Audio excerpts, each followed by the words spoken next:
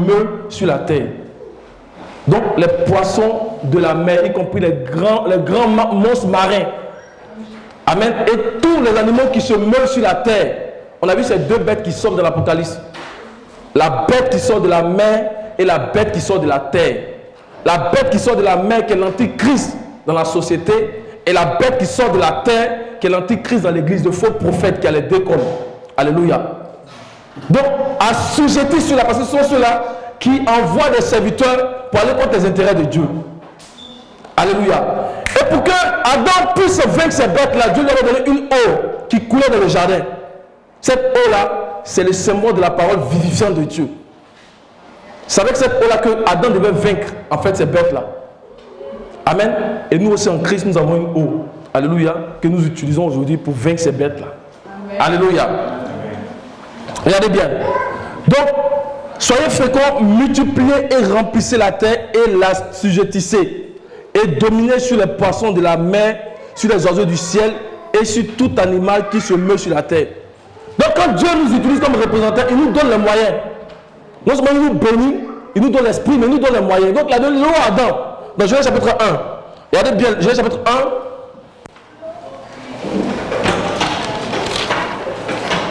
Genèse chapitre 2, pardon, verset 10. Genèse 2, verset 10. On dit, un fleuve sortait d'Éden pour arroser le jardin, et de là, il se divisait en 4 bras. Le nom du premier est Pishon, c'est celui qui entoure tout le pays de Havila, et où se trouve l'or. Verset 12. L'or de ce pays est pur. On y trouve aussi le bélium et la pierre d'onyx. Le nom du second fleuve est Gishon. C'est celui qui entoure le pays d'Havila. Vous comprenez? Donc le premier, on dit, l'or de ce pays est pur. Donc c'est une eau qui est capable de purifier les pierres précieuses. Amen. Et Adam devait utiliser cette eau-là pour dominer et pour vaincre tous ceux-là qui allaient contre les intérêts de Dieu. Mais Adam a échoué. Pourquoi? Parce qu'il n'a pas su garder sa dépendance avec Dieu. Alléluia. La Bible dit que Dieu a pris Adam et il a mis Adam en Éden. Nous avons dit que Éden, ce n'est pas notre finalité. Éden, c'est notre commencement. Parce que quand Dieu a créé l'homme, c'est là-bas qu'il a mis l'homme au commencement. Alléluia. Mais Adam n'a pas su garder sa dépendance avec Dieu et Adam est tombé. Adam a été créé, il n'a pas connu la chute. Mais il est tombé. Et l'homme du Nouveau Testament est tombé avec lui. Et c'est pour cela que le Seigneur Jésus-Christ est arrivé. Alléluia. Parce que le but de Dieu, c'était de prendre Adam dans son innocence, cette incorruptibilité. Quand on parle d'incorruptibilité, c'est la délivrance des maladies. C'est la délivrance de l'amnésie. C'est la délivrance du vieillissement. C'est la délivrance de la stérilité. Et c'est parce que l'homme a péché que toutes ces choses-là sont venues en l'homme.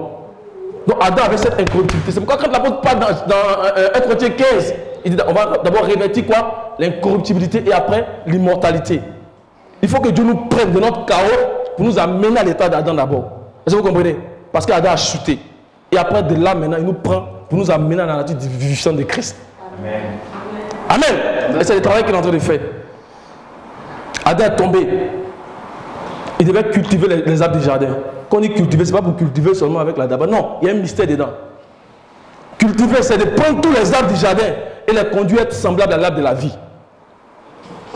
Parce que les arbres nous parlent de nous-mêmes. On dit béni l'homme qui craint l'Éternel. Il est comme un arbre planté près d'un courant d'eau. Donc il devait cultiver le jardin, prendre les arbres et les rendre beaux comme l'arbre de la vie qui est Christ. Amen. Amen. Parce que notre finalité, c'est le trône. Mais pour aller au trône, il faut passer par l'arbre de la vie. Christ dit, je suis la porte qui mène à l'arbre, qui mène au trône. Alléluia. Mais Adam a chuté, n'a pas su faire ce travail. Celui qui est en train de cultiver maintenant le champ, c'est qui? C'est Christ lui-même. Et nous sommes sûrs que les arbres vont parvenir à l'arbre de la vie. Parce que lui n'échoue jamais. J'ai envie de chanter et de continuer. Alléluia. Il ne sommeille ni ne dort. Jésus mon sauveur. Il ne sommeille ni ne dort. Jésus mon sauveur vraiment. Il ne sommeille ni ne dort, c'est vrai. Jésus mon sauveur Yahweh. Il ne sommeille ni ne dort, c'est vrai. Jésus mon sauveur. Il a marché sur les eaux. marchait sur les eaux, il ne sommeille ni ne dort. Jésus, mon sauveur, vraiment, il ne sommeille ni ne dort, oh c'est vrai. Jésus, mon sauveur, Yahweh, il ne sommeille ni ne dort, oh c'est vrai. Jésus, mon sauveur, il ne sommeille ni ne dort. Yahweh, Yahweh, mon sauveur, il ne sommeille ni ne dort. Jésus, mon sauveur, loué, il ne sommeille ni ne dort, c'est vrai. Jésus, mon sauveur, il ne sommeille ni ne dort, c'est vrai. Jésus, mon sauveur, il conduit ses élus, purifier sa famille, il ne sommeille ni ne dort. Jésus, mon sauveur, loué, il ne sommeille, oh c'est vrai. Jésus, mon sauveur, Yahweh, il ne sommeille ni ne dort, c'est vrai. Jésus, mon sauveur, il instruit ses élus, comble ses enfants, il ne sommeille ni ne dort. Jésus, mon sauveur, oh vraiment, il ne sommeille ni ne dort, c'est vrai. Jésus, mon sauveur, Yahweh, il ne sommeille ni ne dort, vraiment. Jésus, il ne sommeille ni ne... Yeshua, Yeshua, mon sauveur, il ne sommeille ni ne dort. Jésus, mon sauveur, vraiment, il ne sommeille ni... Oh, c'est vrai. Jésus, mon sauveur, Yahweh, il ne dort. On acclame puissamment le Seigneur, alléluia. Donc, le but du diable, en faisant ce travail, c'était de cacher l'eau qui coulait du jardin d'Éden. Empêcher cette eau-là de faire son travail.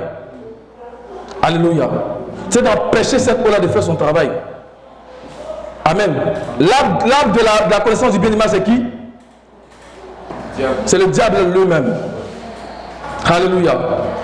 Le Seigneur dit qu'un bon arbre ne peut produire de mauvais fruits. Ni un mauvais arbre produit de bons fruits. L'arbre, c'est le serpent. Et le serpent, c'est l'arbre. Donc quand il a vaincu Adam, alléluia, il allait pour empêcher cette eau-là, qui est la gloire de Dieu qui purifie les pierres. Il allait empêcher cette eau-là de couler. Mais la Bible dit que le second Adam qui est Christ, 1 Jean 5. Pardon, le dernier Adam, excuse-moi. Il ne faut pas faire des erreurs, merci mon frère. Il ne faut pas faire des erreurs. Heureusement qu'il y a des scribes ici. Il y a des gens qui maintiennent la parole de Dieu. Alléluia, merci mon frère. Que le Seigneur me pardonne. Amen. Amen. Alors, dans 1 Jean 5, après il n'y a plus d'Adam. Non, c'est le dernier. Amen. 1 Jean 5, verset 6. On va le lire ensemble. 1 Jean 5, verset 6. 1, 2, 3, on y va. C'est lui, Jésus-Christ, qui est venu avec de l'eau et du sang. Non avec l'eau seulement, mais avec l'eau et avec le sang. Et c'est l'Esprit qui rend témoignage parce que l'Esprit est la vérité. Alléluia. On dit lui, il est venu avec l'eau et le sang. Donc avec le sang, il est venu régler le problème du péché. Pour nous conduire d'abord à l'état d'Adam. Amen. La Bible dit que c'est en confessant de la bouche qu'on parvient au salut. Puis après nous conduire à l'état de la nature divine, de la nature vivifiante de Christ. Mon Dieu est venu avec aussi l'eau. C'est quelle eau? Alléluia. L'eau qui coulait dans les jardins là, le Seigneur est venu avec son eau.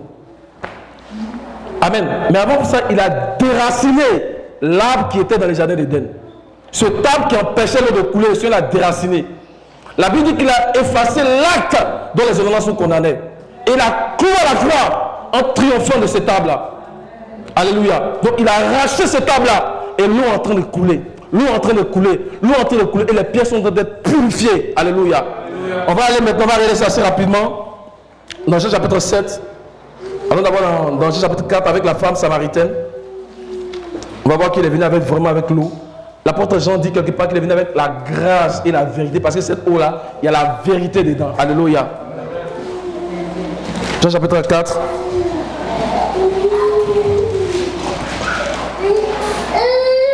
Vas-y, verset 11. Seigneur, lui dit la femme, tu n'as rien puisé et le puits est profond. D'où aurais-tu donc cette eau vive? Alléluia. Cette eau-là, on ne puise pas avec le matériel humain. Parce qu'il y a des gens qui cherchent à puiser cette eau avec le matériel humain, le matériel de Babylone. Alléluia. Ce n'est pas un matériel humain, ce n'est pas le raisonnement humain, ce n'est pas le message des gens qui veulent monter cette eau-là. La femme était encore dans les choses humaines, dans les raisonnements humains. Elle dit maintenant rien pour puiser. Elle n'a pas compris que c'était spirituellement qu'on en juge. Amen. Alléluia. Elle dit maintenant rien pour puiser.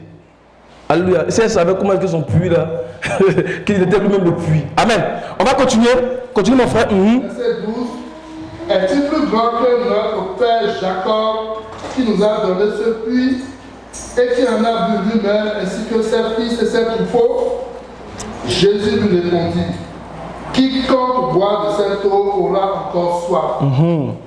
Mais celui qui boira de l'eau que je lui donnerai n'aura jamais soif, et l'eau que je lui donnerai deviendra en lui une source d'eau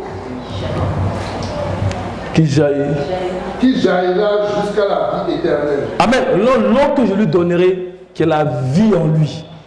Donc on reçoit la vie, c'est une possession présente et à venir. On reçoit la vie. Alléluia en nous. Amen. Et elle commence à être vivifiante en nous. Alléluia. Parce qu'elle nous conduit dans la gloire de Dieu. Alléluia. On va ici lire dans Jean chapitre 7 maintenant. Dans Jean 7.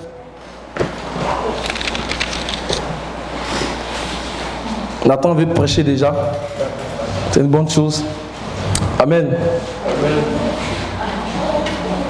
Jean 7.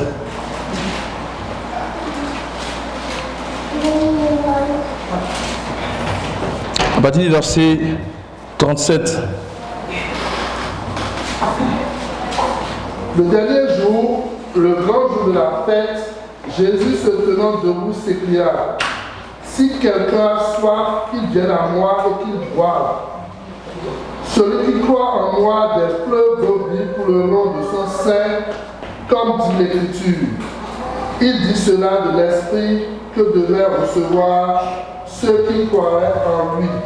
Car l'Esprit n'était pas encore donné parce que Jésus n'avait pas encore été glorifié. Amen. Parce que la source de cette eau-là, c'est le trône de Dieu.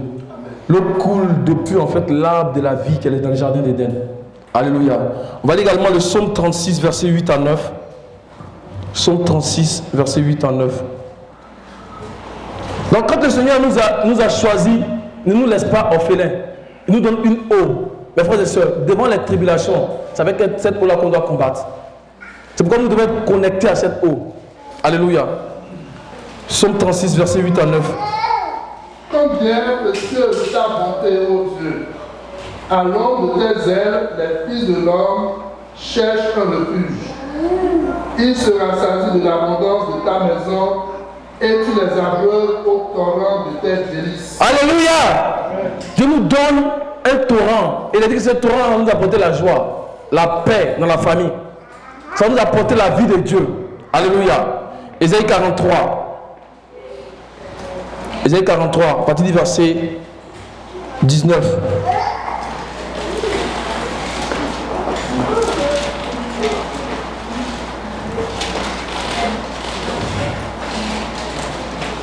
Voici, je vais faire une chose nouvelle sur le point d'arriver. Ne la connaîtrez-vous pas? Je mettrai un chemin dans le désert et des fleuves dans la solitude. Les bêtes des champs me glorifieront, les chacals et les autruches Parce que j'aurais mis les eaux dans le désert, les fleuves dans la solitude, pour abreuver mon peuple, mon élu. Alléluia. Il a dit que cette eau nous prend pour vaincre même les bêtes des champs, les chacals. Dans certaines versions, on dit les dragons. Alléluia. Nous allons soumettre les bêtes des champs avec cette eau-là. Alléluia. Nous allons soumettre les bêtes des champs. La bête qui sort de la mer, la bête qui sort de la terre. Cette eau est capable de les soumettre. Alléluia. On va également lire aussi, pour terminer, dans le psaume 102, verset 19. Psaume 102, verset 19. Que cela soit écrit pour la génération future et que le peuple qui sera créé célèbre l'Éternel. Alléluia. Que cela soit écrit pour la génération future et que le peuple qui sera créé célèbre l'Éternel. Donc, la nouvelle création en Christ, qu'elle célèbre l'Éternel. Alléluia. On va se tenir debout. Donc, ayons foi au Seigneur, nous a donné cette eau-là. Cette eau-là, elle est vraiment puissante. Amen.